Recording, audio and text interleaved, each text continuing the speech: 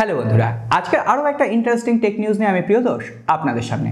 আপনারা হয়তো খেয়াল করেছেন গত কয়েকদিন ধরে আমি আমাদের কমিউনিটি ট্যাবে আপনাদের জন্য বিশেষ কিছু পোস্ট করছি, যেমন এই বছরের সেরা ফ্ল্যাগশিপ লেভেলের ফোন কোনটা, এই বছরের সেরা মিড রেঞ্জ ফোন কোনটা, বা এই বছরের সেরা মিড রেঞ্জ গেমিং ফোন কোনটা। আরও আমি কমিউনিটি ট্যাবে পোস্ট করব এবং আপনারা অনেকেই ভোট দিচ্ছেন, কিন্তু অনেকেই হয়তো কমিউনিটি ট্যাবটা মিস করে যাচ্ছেন। আমি বলবো পার্সোনালি আপনি কমিউনিটি ট্যাবে গিয়ে ওই সমস্ত যে কোশ্চেনগুলো রয়েছে সেগুলোতে আপনার মূল্যবান যে ভোট রয়েছে সেটা দিয়ে দিন, কারণ আপনার ভোটের উপরে নির্ভর করেই কিন্তু এই বছরের সেরা ফোন কোনগুলো হয়েছে আমরা বছরের শেষ দিন এসে বিচার করব। খুবই ইন্টারেস্টিং ভিডিও হতে চলেছে, অবশ্যই সাথে থাকবেন। এবং এই সাথে থাকার জন্য একটা ছোট্ট কাজ করতে হবে, এখনও যদি সাবস্ক্রাইব না করে থাকেন, হ্যাঁ আমি জানি আপনাদের মধ্যে 60% মানুষ সাবস্ক্রাইব না করে ভিডিওটাগুলো দেখছেন, তো সাবস্ক্রাইব করে বেল আইকনটা প্রেস করে রাখবেন। আর আজকের টেক নিউজে দারুণ খবর রয়েছে, অবশ্যই লাইক করে ভিডিওটা শুরু করুন। 1000 লাইকের লক্ষ্যমাত্রা আপনাকেই পূরণ করতে হবে। আর দেরি করবো না, সোজা টেক নিউজ পর্ব শুরু করবো। আজকের টেক নিউজের সব থেকে বড় খবর ভারতীয় বন্ধুদের জন্য। ডিপার্টমেন্ট অফ টেলিকমিউনিকেশন অর্থাৎ ডট কিন্তু অফিসিয়ালি বলে দিয়েছে 2022 সালের মধ্যে ভারতবর্ষের 13টা শহরে তারা 5G পরিষেবা চালু করে দেবে।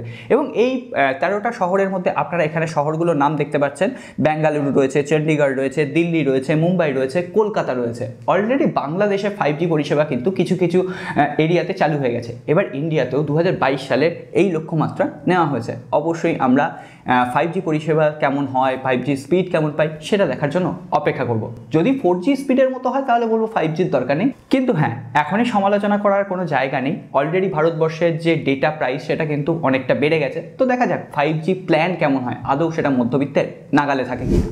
এরপর আমরা কথা বলবো টেকনো স্মার্টফোনকে নিয়ে। টেকনো ভারতবর্ষের বাজারে তাদের আরও একটি নতুন স্মার্টফোন লঞ্চ করতে চলেছে, টেকনো স্পার্ক 8 প্রো, যেখানে মিডিয়াটেকের হিলিও G85 প্রসেসর থাকছে।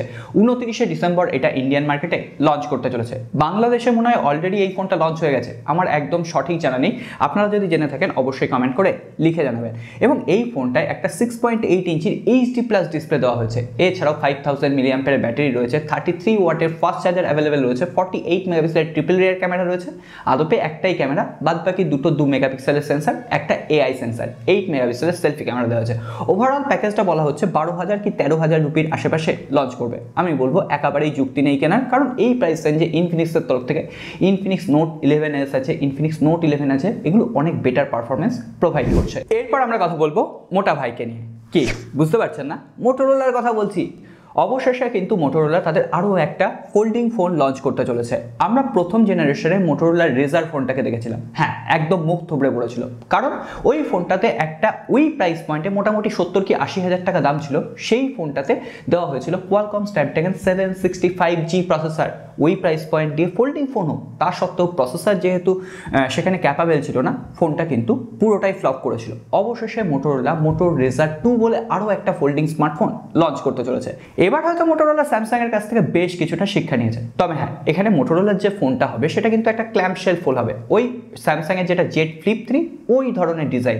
এছাড়াও এখানে শোনা যাচ্ছে কোয়ালকম স্ন্যাপড্রাগন 888 প্রসেসর থাকবে, এমনকি ওই 70 থেকে 80,000 রুপির মধ্যেই ফোনটা লঞ্চ করানো হবে। এখন মোটোরোলার ফোল্ডিং ফোন কেমন হয়, পরবর্তীতে কি খবর আসে, অবশ্যই জানতে পারলে আপনাদের সাথে শেয়ার করব। তবে কিছুদিন আগে আমি বলেছিলাম মোটোরোলার তরফ থেকে মোটোরোলা এডজ X30 বলে একটা ফ্ল্যাগশিপ লেভেলের ফোন চাইনিজ মার্কেটে লঞ্চ হয়েছিল, যেখানে কোয়ালকম স্ন্যাপড্রাগন 8 জেনারেশন 1 প্রসেসর ছিল। সব থেকে প্রথম ওই প্রসেসর দিয়ে কিন্তু স্মার্টফোনটা এসেছিল। চাইনিজ মার্কেটে মোটামুটি ওই 38 থেকে 40,000 রুপির মধ্যে কিন্তু ওই ফ্ল্যাগশিপ লেভেলের ফোনটা লঞ্চ করেছিল। হ্যাঁ, একটাই উইক পয়েন্ট ছিল, সেখানে কোনো রকম ওয়েলের ডিসপ্লে ছিল না, সেখানে শুধুমাত্র IPS LCD প্যানেলের 144 হার্জের রিফ্রেশ রেটওয়ালার ডিসপ্লে ছিল। ওই ফোনটা এবার ইন্ডিয়ান মার্কেটে লঞ্চ করতে চলেছে। জানি না এখনো ইন্ডিয়ান মার্কেটে কি দাম থাকবে, তবে ইন্ডিয়ান মার্কেটে লঞ্চ করলে অবশ্যই সেটা বাংলাদেশে আনঅফিসিয়ালি পৌঁছে যাবে। এমনকি বলা হচ্ছে জানুয়ারি শেষের দিকে এটা ইন্ডিয়ান মার্কেটে খুবই অ্যাগ্রেসিভ প্রাইস পয়েন্টের সঙ্গে লঞ্চ করবে।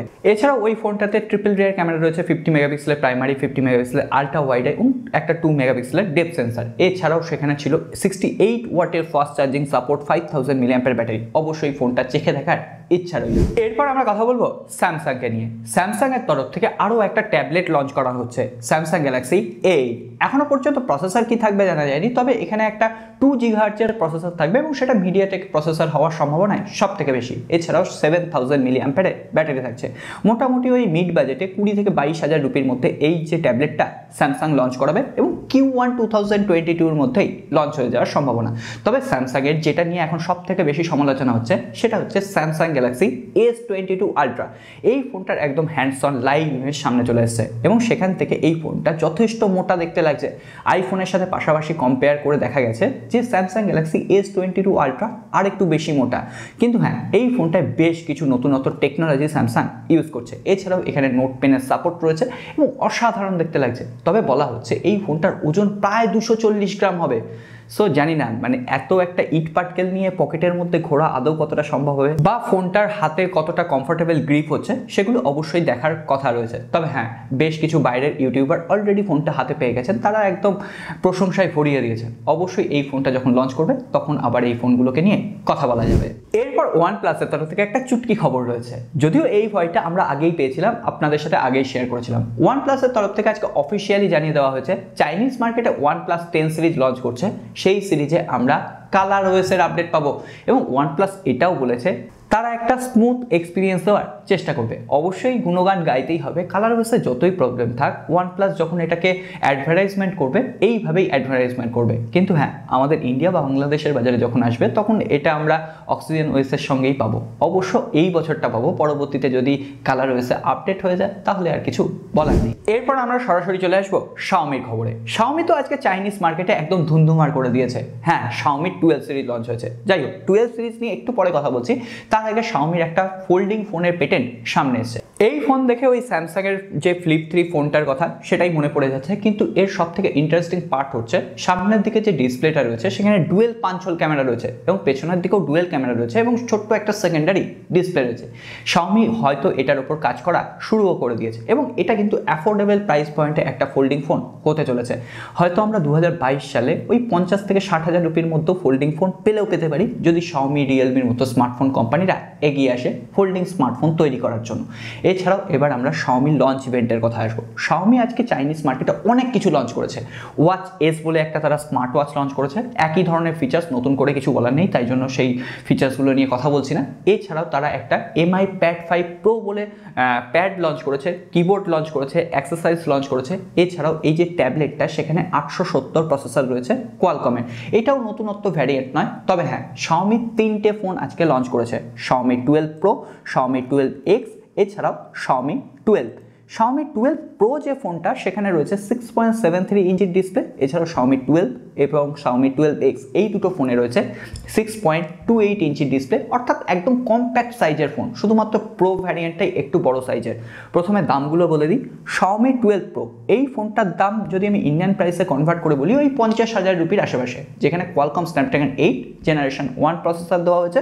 এছাড়াও Xiaomi 12 এই ফোনটার দাম মোটামুটি ইন্ডিয়ান মার্কেটে 40,000 রুপি, এখানেও কিন্তু কোয়ালকম স্ন্যাপড্রাগন 8 জেনারেশন 1 প্রসেসর দেওয়া হয়েছে। অন্যদিকে Xiaomi 12X যে ফোনটা সেটা একদম লোয়ার ভ্যারিয়েন্ট, সেখানে কোয়ালকম স্ন্যাপড্রাগন 870 প্রসেসর দেওয়া হয়েছে এবং ইন্ডিয়ান মার্কেটে ওই 35,000 রুপির আশেপাশে কিন্তু দাম দাঁড়াচ্ছে।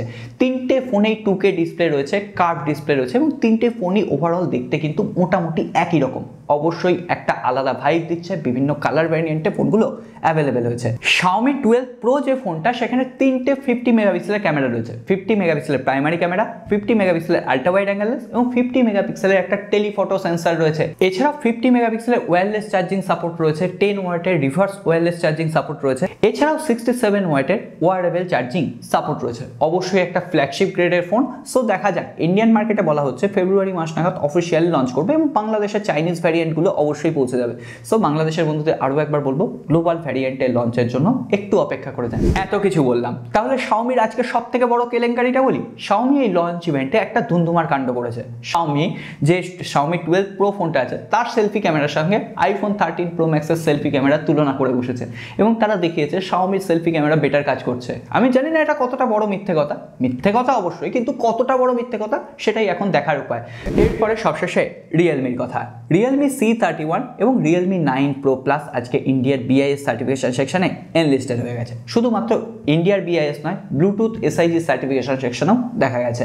অর্থাৎ ফেব্রুয়ারি মাস বা জানুয়ারির শেষের দিকে হয়তো Realme 9 Pro Plus এই ফোনটাও আমরা দেখতে পাচ্ছি। এমনকি এই ফোনটার একটা ফার্স্ট লুক ড্যামি ফোনও সামনে চলে এসেছে, কেমন দেখতে লাগছে অবশ্যই জানাবেন। এটা কিন্তু একটা কম্প্যাক্ট সাইজের ফোন হতে চলেছে, যেটুকু ড্যামি দেখে বোঝা যাচ্ছে। সো বন্ধুরা, আজ আর কথা বাড়াচ্ছি না, কেমন লাগলো এপিসোড? যদি ভালো লেগে থাকে অবশ্যই ছোট ভাই হিসেবে রিকোয়েস্ট থাকবে একটা লাইক করে দেওয়ার জন্য। হ্যাঁ, 1000 লাইক পূরণের দায়িত্ব সম্পূর্ণ আপনাদের উপর। আর নতুন বন্ধু হলে জানেন আপনারা কি করতে হবে, আর সেই কথাই যাচ্ছে না, আপনারা চাইলে আমাদের ফেসবুক, টুইটার এবং ইনস্টাগ্রাম হ্যান্ডেলে ফলো করতে পারেন। সেখানে কিন্তু নিয়মিত আপডেট সবার আগে আমরা শেয়ার করার চেষ্টা করি।